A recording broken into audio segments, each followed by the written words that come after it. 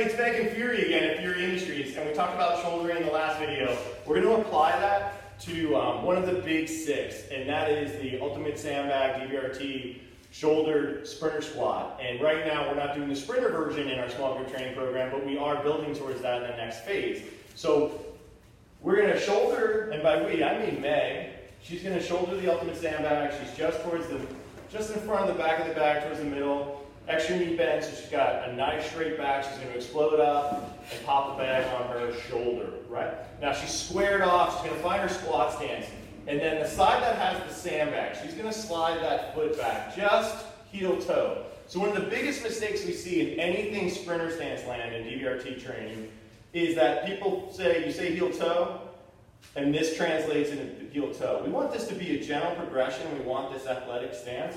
We want to keep this heel up. You'll also see people do sprinter stuff here, but if you watch my hip, it'll actually, as soon as that heel comes down, it turns my hip out. So we want to keep that up. It's going to be about 40% of the load is going to be on that back foot and 60% on this one. So we're not trying to single leg train. We're asymmetrically loaded, but I'm not trying to turn this into any sort of a single leg squat or deadlift. So from this position, she's going to try to stay square, and she's going to pull down into her squat, keeping that heel off, resisting any lateral sway from the loading on the shoulder and any rotation from being asymmetrically loaded on the feet.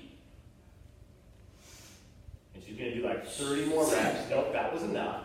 And then she's going to tilt forward, making sure she still has hamstring and core tension, and then gently dump the bag. So give that a shot. That is a progression. I would start, like we're doing in our class right now, with just your normal squat stance, right? Because even that asymmetrical load, you're going to see people start to kick out. And with bigger bags, longer dimension, where the break of the sand comes more forward and back, people are going to feel that rotation want to kick in. So you have to resist that too. So again, it's another great way to challenge people's movement qualities without necessarily loading a heavier bag or a heavier bell or a heavier bar to really give an impactful result in fighting that resistance. And the cool thing with ultimate sandbags is because that sand's shifting, we're not necessarily feeling like, oh my gosh, there's grains of sand shifting in here. But there's a component by the time you put that bag down that you feel like you worked a lot harder than you would with the equivalent of iron.